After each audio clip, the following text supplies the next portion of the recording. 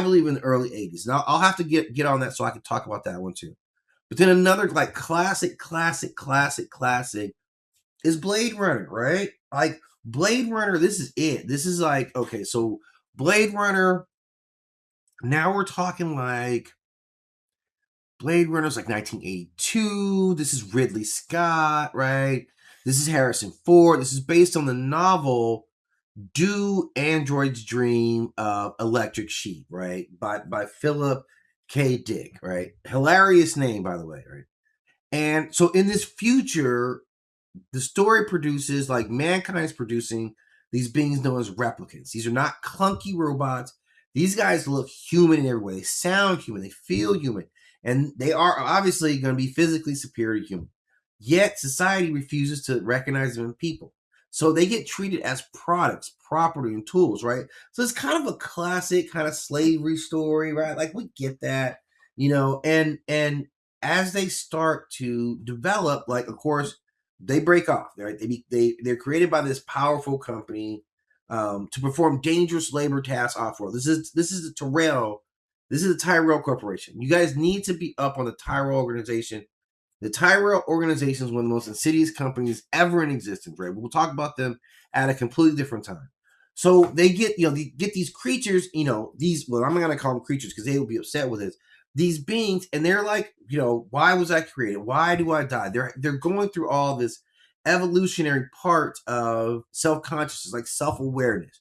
Why do you have the right to control me? Get up off me. I'm tired of having said all that stuff is bundled up in Blade Runner, because Blade Runner goes all across the narrative. Like this is kind of beyond this is kind of like a science fiction movie going into mythology. It really is. Like it's hardcore. This is kind of at the heart of when you're talking about steampunk, like this is at the heart of steampunk. So this is steampunk really kind of having an influence on how we're perceiving AI, like what AI means. I mean, this is 1982, and this is a very like futuristic world. Like they really kind of hit the head on some of the archetypes that are in there. So this is among the oldest ones. And this is the created, right? The created beings start seeking answers from the creator, but the creator doesn't want to give them that. This is old story. This is like, imagine the Abrahamic tradition. This is Adam waking up in a world that he does not understand, right? This is about that relationship. This kind of reflects again like the Golem story we just talked about. This is Frankenstein, where the monster is seeking his own understanding. Blade Runner belongs in that family of stories, right?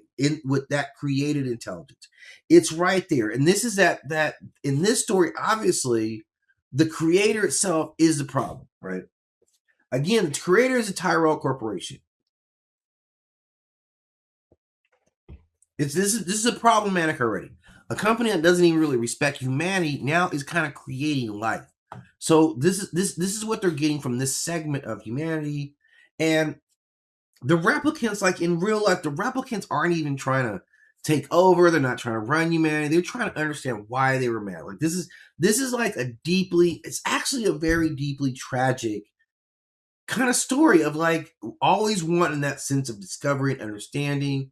And he spends a lot of time like kind of denying him, like, and that's what we want. Like they all want this. They want more life. They want more of it, not power, not domination, just life. So like a lot of other mythological heroes, Roy confronts this like the person that is responsible for his existence. That's very Frankenstein in ideology. Like you created me. Why did you create me, right? And when he finally gets to Tyrell, the relationship there is very much like a son and a father, like a father who abandoned his kid. It is very child and parent. It is creator and the created. And Roy asks questions that echo throughout mythology. Why was I made if I was just gonna die? Why did you make me if one day I'm gonna die? And Tyrell has no answer to it, right? And it's because mortality is not a problem unique to the replicants. It's the human condition itself. So this is kind of the twist of Blade Runner, is that the replicants become more human in their understanding as the story starts to progress, not less. It's not less because they fear death, because they show that they cherish moments, right? And they cherish, or they form relationships that are important to them. These guys, these replicants, are out hunting for meaning, right? There's a lot of high level stuff that goes on with the replicants, and this is a high level story. Like honestly, I think everyone gives this flick its due as far as being like it's a high level story, like absolutely at the highest level, right? They're searching for meaning, and the film leaves a lot of like really weird kind of haunting possibilities.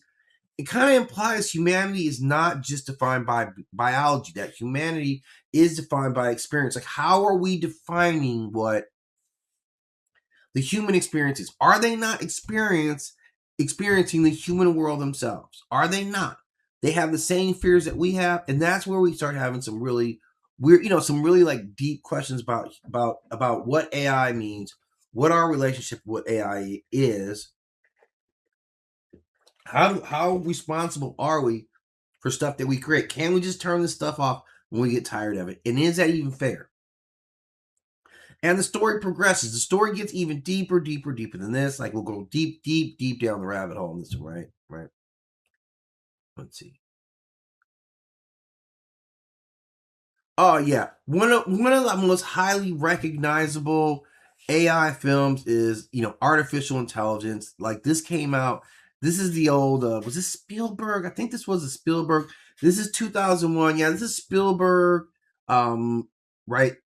This was an idea developed by Stanley Kubrick, and Steven Spielberg ultimately was one who brought it to life.